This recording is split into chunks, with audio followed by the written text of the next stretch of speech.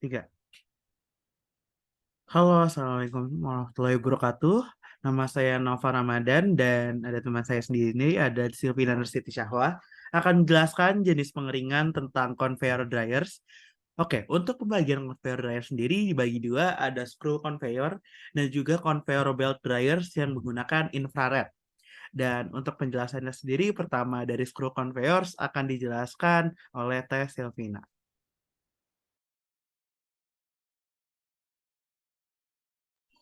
Oke, berikut merupakan materi mengenai screw conveyor. Jadi pembahasan yang akan kita bahas ada 6. Yang pertama mengenai penjelasan umum, lalu ada jenis dan spesifikasi, ada sumber energi, prinsip kerja, hasil pengeringan, dan juga kelebihan serta kekurangannya. Body next.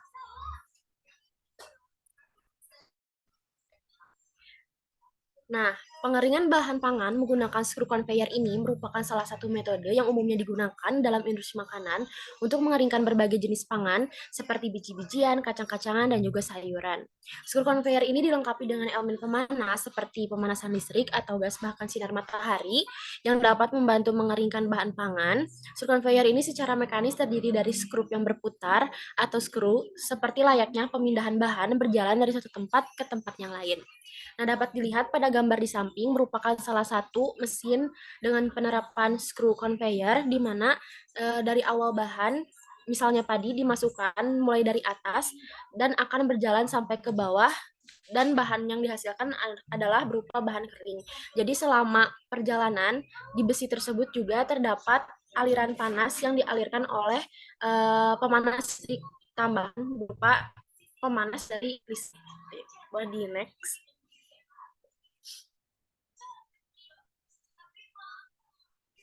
Nah, selanjutnya merupakan jenis dan spesifikasi di mana jenis conveyor dryers ini digunakan dalam pengeringan padi berbentuk silinder yang dilengkapi dengan conveyor sebagai penggerak sekaligus pengaduk sehingga proses pemindahan panasnya dapat berlangsung secara efektif. Lalu, selanjutnya ada spesifikasinya yang pertama, diameter silinder itu sebenarnya berbeda-beda. Namun yang digunakan pada jurnal yang kita pakai yaitu berukuran 20 cm dan panjangnya 200 cm. Selain itu juga, ruang pengeringan ini dilengkapi dengan screw conveyor dengan kecepatan pergerakannya ada yang 23 rpm, 28 rpm, dan juga 35 rpm. Dan kapasitas padi yang dikeringkan itu setiap proses yaitu 5 kg per batch. Boleh di next. Nah, berikut merupakan jenis bahan yang dapat dikeringkan seperti tadi yang sudah disebutkan sebelumnya, yaitu ada padi, kacang-kacangan, dan juga sayur-sayuran. Boleh di next. Nah, untuk kebutuhan energinya sendiri untuk pengeringan ada dua. Yang pertama, energi panas matahari. Energi panas yang diperlukan untuk pengeringan sinar matahari ini dalam screw conveyor sangat diperlukan untuk silinder pengeringan yang menentukan temperatur silinder akan meningkat atau menurun. Seperti yang tertera pada gambar, di situ ada kolektor surya type di mana panas sinar matahari akan ditangkap oleh kolektor tersebut yang akan digunakan untuk mengeringkan bahan. Dan pada silinder pengering, nah di situ bentuknya sama seperti gambar sebelumnya, seperti ulir, jadi bahan akan bergerak dan diratakan oleh silinder pengering tersebut. Nah, untuk selanjutnya ada fluidisasi pemanasan buatan.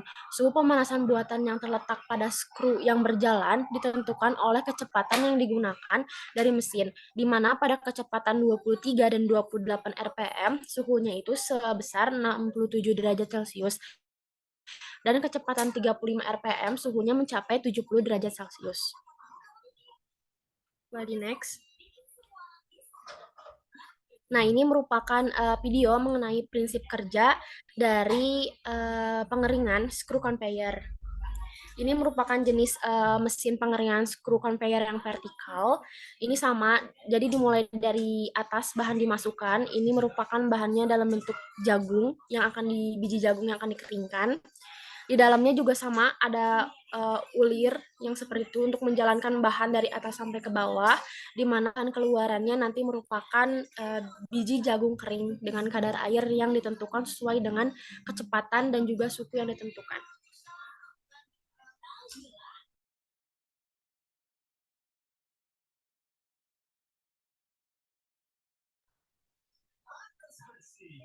Boleh di next, Kang?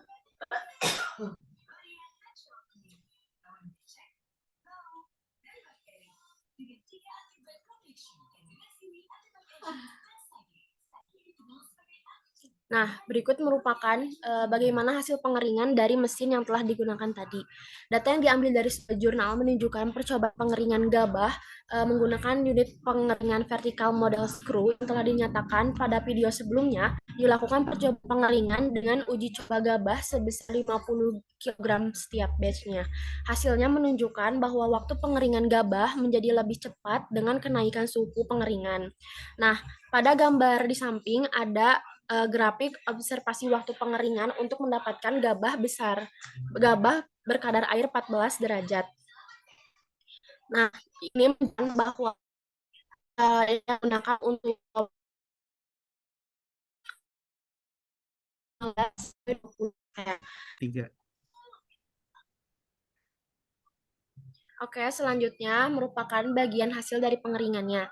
Data yang diambil dari salah satu jurnal menunjukkan percobaan pengeringan gabah menggunakan unit pengeringan vertikal model screw yang telah ditayangkan pada video sebelumnya. Dilakukan percobaan pengeringan dengan uji coba gabah sebesar 50 kilo setiap batch-nya. Nah, pada gambar di samping ada sebuah gambar grafik yang menunjukkan observasi waktu pengeringan untuk mendapatkan gabah berkadar air 14%. Di mana pada waktu 50 menit kadar airnya kisaran masih di atas 20%. Sedangkan pada waktu 250 menit itu kadar airnya sudah mencapai di kisaran 10 sampai 15 menit. Jadi dapat disimpulkan bahwa waktu yang ditentukan dalam pengeringan juga dapat mempengaruhi kadar airnya. Selain itu juga hasil yang menunjukkan bahwa waktu pengeringan gabah menjadi lebih cepat dengan kenaikan suhu pengeringan. Pada suhu 70 derajat, waktu pengeringan gabah dari kadar air 23 menjadi 14 hanya 90 menit. Dapat dilihat pada grafik. Sedangkan pada suhu 40 derajat, waktu pengeringan bisa mencapai 240 menit dalam 4 jam. Hasil pengeringan ini kemudian ditindaklanjuti dengan uji kualitas giling seperti pada tabel 1, di mana pada salah satu data, misalnya pada pengeringan suhu 30, itu kadar airnya ada di 18,2.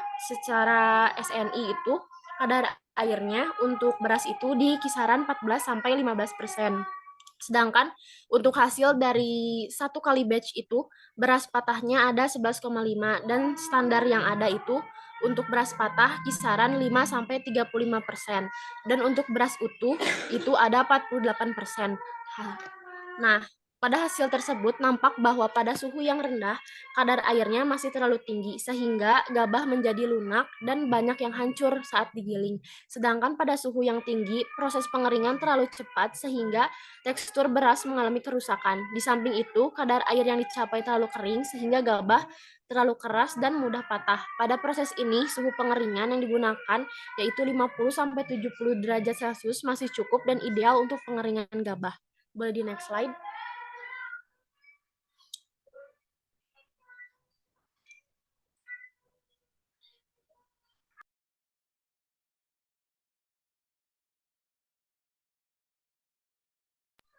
Nah, selanjutnya merupakan kelebihan dan kekurangan dari pengeringan menggunakan screw conveyor dryer.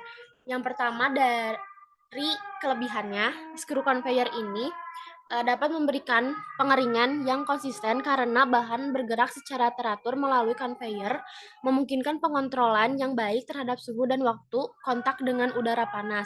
Screw conveyor ini juga cenderung memiliki efisiensi energi yang baik karena transfer panas yang efisien antara bahan dan udara panas. Screw conveyor juga dapat dioperasikan secara kontinu. Sedangkan untuk kekurangannya, yang pertama, screw conveyor ini memiliki kapasitas terbatas dibandingkan dengan beberapa metode pengeringan lainnya jika ukuran bahan atau kecepatan pengeringan yang diinginkannya tinggi. Debu atau partikel yang dihasilkan selama pengeringan dapat mencemari lingkungan atau produk lainnya. Dan yang terakhir, screw conveyor ini memerlukan pengawasan untuk mengendalikan suhu dan kecepatan secara optimal, terutama untuk mencegah overdrying dan underdrying bahan. Oke, boleh selanjutnya akan dijelaskan oleh teman saya, Naufal. Oke, selanjutnya adalah conveyor belt dryer yang juga di jurnal kali ini conveyor beltnya juga menggunakan kapasitas infrared. Nah, pembahasannya juga sama ada penjelasan umum, jenis dan spesifikasi, sumber energi, prinsip kerja, hasil pengeringan, kelebihan, dan juga kekurangan. Oke, ini adalah gambaran dari conveyor belt dryer sendiri yang menggunakan infrared. Hal ini juga berfokus pada faktor parameter yang terkait juga dari conveyor belt ini yang menggunakan pengeringan inframerah, seperti pertukaran panas, perubahan kelembaban, kecepatan yang ban berjalan, kekuatan radiasi, dan juga beban produk. Beberapa bagian ada penahan beban juga yang fleksibel, conveyor gelombang juga, dan pemicu getaran dalam desain pengering. Eh, Selanjutnya, eh, untuk di artikel ini juga sebenarnya tidak terlalu menjelaskan tentang jenis atau kapasitas pengeringnya secara spesifik, tapi didapatkan juga lebar beltnya yaitu 0,14 inci, daya motornya 0,5 HP, kapasitasnya 2,48 kg per jam, kecepatan beltnya 12,85 feet per menit, dan kapasitasnya 5,4 ohm. Selanjutnya, bahan yang digunakan ada dua. Sebenarnya bisa digunakan biji-bijian secara general, tapi dalam jurnal yang dipakai sendiri atau percobaannya, conveyor belt desain infrared menggunakan biji canola dan juga kedelai, yang juga memainkan peran penting dalam percobaan ini karena merupakan bahan mentah yang mengandung minyak yang sedang dipelajari untuk pengeringan ini juga. Biji-bijian ini juga memberikan data numerik dan juga ketergantungan yang terkait dengan pengurangan kelembaban, kecepatan dan berjalan, kekuatan iradiasi, dan beban spesifik produk.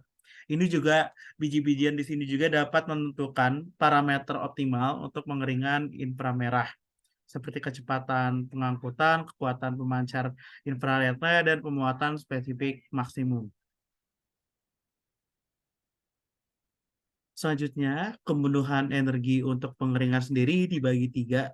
Ini ada energi termal dan juga pembantunya sendiri ada pemancar infrarednya dan juga penahan beban. Untuk energi panas sendiri dilakukan perhitungan matematika yaitu diwakili oleh R, dihitung berdasarkan perbedaan entalpi antara uap panas berlebih pada suhu udara atau TA dan suhu awal produk yang akan dikeringkan yaitu TPI. Yang R juga biasanya berada di antara 2542 dan 2694 kilojoule kilogram pangkat min 1 ketika menggunakan udara panas pada suhu antara 343 dan 423 K.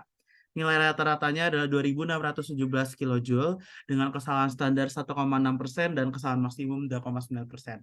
Pemancar infrared di sini juga memancarkan proses pengeringan berkisar antara 400 hingga 500 watt, mengurangi daya pemancar dari 500 hingga 300 watt yang dapat meningkatkan laju menghilangkan kelembaban. Selanjutnya penahan beban juga ini dilakukan untuk memastikan pemrosesan biji-bijian yang seragam. Ya, pemuatan spesifiknya ini tidak boleh melebihi 3,5 kg per M2. Dan semua ini dapat menekankan pentingnya memiliki aktivitas zat, tingkat pengelolaan beban, dan juga solusi konstruktif ya dari pemancar infrared tersebut. Ini adalah untuk videonya.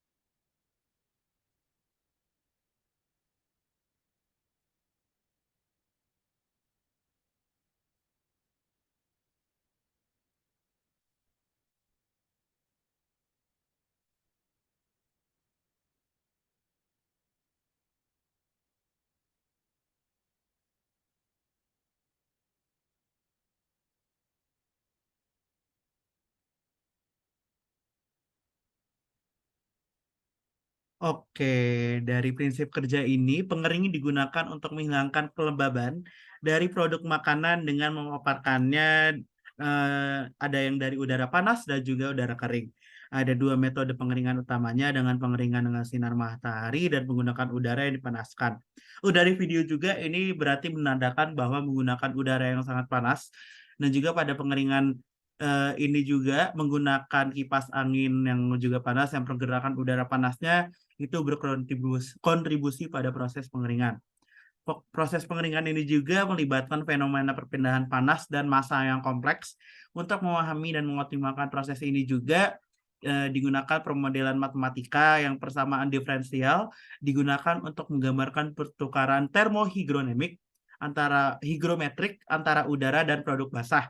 Persamaan ini juga telah diselesaikan melalui simulasi dan uji eksperimental yang dilakukan pada jurnal ini yang mengarah pada pengembangan pedoman untuk mendesain pengering juga. Oke, untuk selanjutnya, bagaimana hasil pengeringannya sendiri?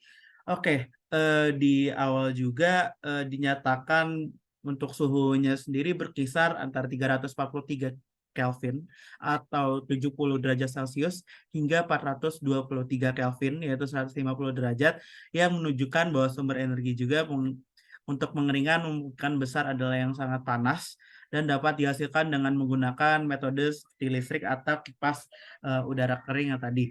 Dan persyaratan energi juga di sini didapatkan dengan nilai R yaitu 2.542 dan 2.694 kilojoule per kilogram min 1.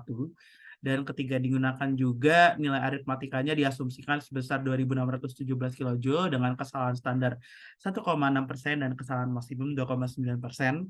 Dan dari grafik juga ini menandakan kurva eksperimental penyusutan suhu udara menunjukkan hubungan antara suhu udara TA dan jarak Z yang di sini dan dari input pengering. Kurva ini memberikan representasi visual tentang bagaimana suhu udara menurun saat bergerak melalui pengering. Kurva ini juga menandakan bahwa setiap conveyor belt juga di si biji canola dan juga kedelai sendiri melakukan pemanasan awal yang sangat panas pada conveyor belt masih di atas dan pas sampai di bawah itu sudah mengalami penurunan untuk panas yang sesuai dan juga kompleks gitu ya. Selanjutnya untuk parameter teknologi pengeringan radiasi untuk lapisan bahan baku yang bergerak memungkinkan untuk mendapatkan grafik kecepatan pengeringan tergantung pada mode iradiasi yang berbeda. Muatan yang berbeda dari area kerja dan kecepatan ban berjalan untuk kanola dan kedelai itu memungkinkan untuk mendapatkan basis data eksperimental yang diperlukan untuk memperkuat parameter kerja pengering hidrokonveyor inframerah di bawah kondisi yang minimal. Konsumsi energi dan panas juga masuk kerusakan produk yang mengandung minyak yaitu kanola dan kedelai. Oke, untuk kelebihan kekurangan dari conveyor belt infrared juga ini adalah energinya yang itu efisien dan juga karena metode ini mengurangi konsumsi energi hingga 3 sampai 5 kali lipat dibandingkan dengan metode konvektif atau konduktif. Selanjutnya memiliki desain yang ringkas sehingga cocok untuk industri pengolahan dan makanan yang memiliki ruang terbatas. Selanjutnya mudah sekali dioperasikan karena mengering sabuk konveyor juga tidak terlalu membutuhkan intervensi manual atau banyak sekali orang yang dibutuhkan. Tapi sayang kekurangannya sendiri adalah konsumsi logam yang sangat tinggi dan juga keseimbangan struktural. Keseimbangan struktural ini sistem konveyor gerak, termasuk pengering sabuk konveyor dapat mengalami ketidakseimbangan yang tidak struktural.